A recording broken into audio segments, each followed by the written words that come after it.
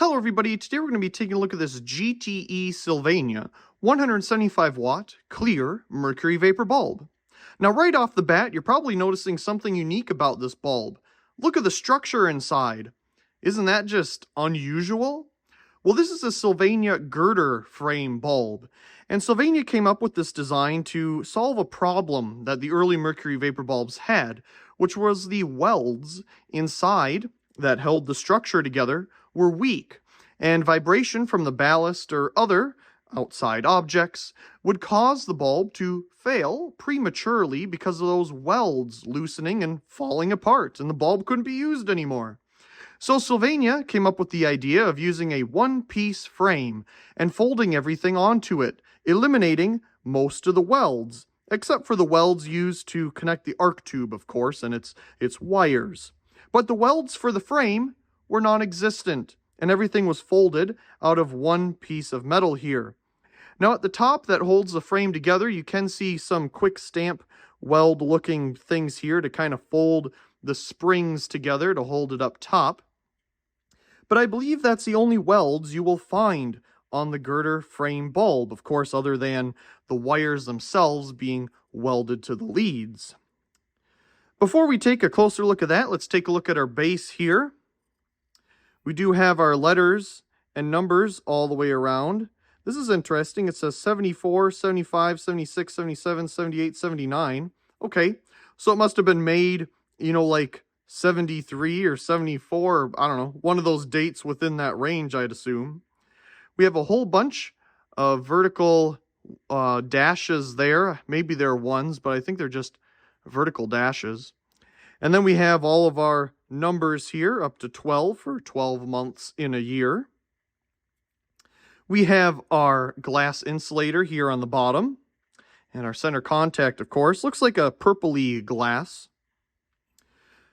Inside the bulb, again, we have our arc tube here in the middle. As you can see, it has some use on it. It's starting to turn white, but it's not completely blackened, as some of these can get. Of course, our starting resistor is right here, which goes to our starting probe. On the back here, we have this little metal piece, and I believe that's there to prevent, if this has a deluxe coating or color corrected or just white coating inside any of the phosphor coatings, when they evacuate and add gas into the bulb here, I'm not sure if they added anything other than evacuating, but I assume by adding, you'd be blowing gas into the bulb naturally.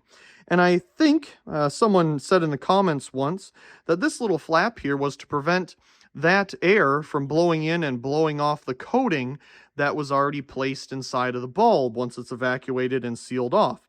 Interesting. So let's take a closer look at this girder frame once again.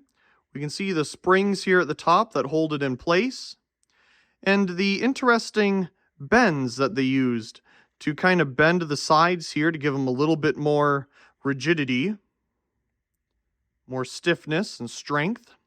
Of course, the arc tube is just folded onto this frame here. As you can see, it's just folded and clamped into place. And the same can be said for the lead wire here at the bottom. It's kind of just pinched in there. Very cool design. Eventually, Sylvania figured out the welding problem and switched back to a more traditional frame. So, with that being said, let's go ahead and put this in a fixture and turn it on.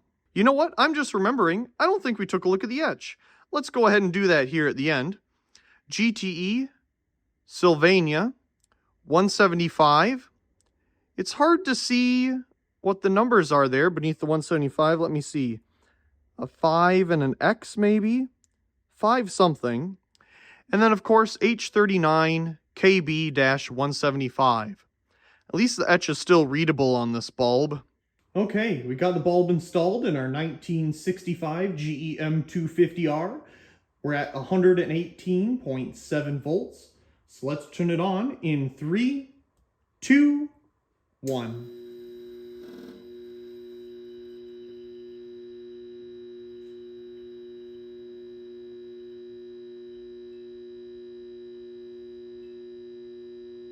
Interesting stuttering noise there for a second.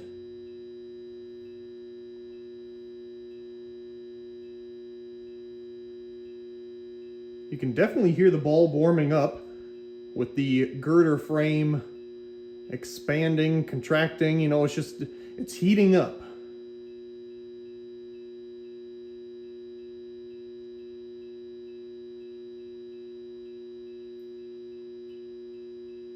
Yeah, what a noisy ticking bulb. Pretty cool though. Let's see. We're currently at 118.8 volts, 0.63 amps, 74.6 watts, 0.97 power factor,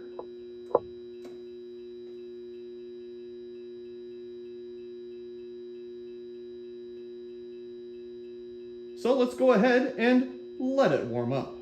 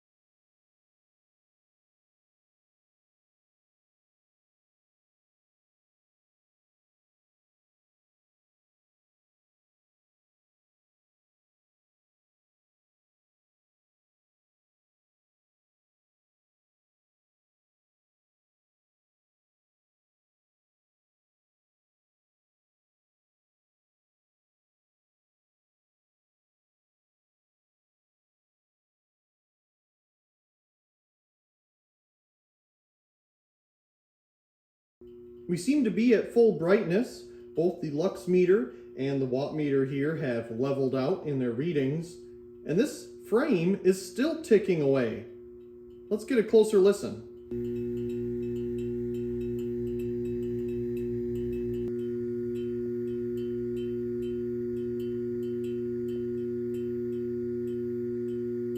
We're currently at 117.9 volts, 1.95 amps, 229 watts, with a power factor of 0.99. Let's take a look at our lux meter here. It's at 419 lux.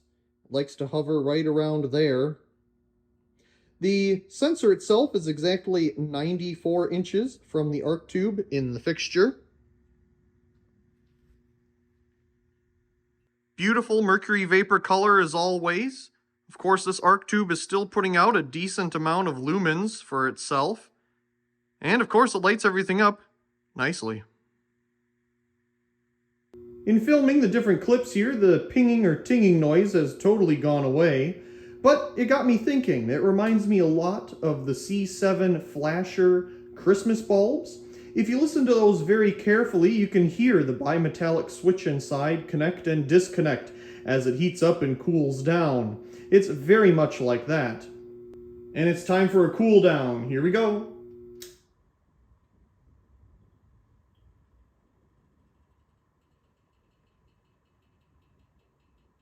Of course, now we're going to have tinging for the other reason.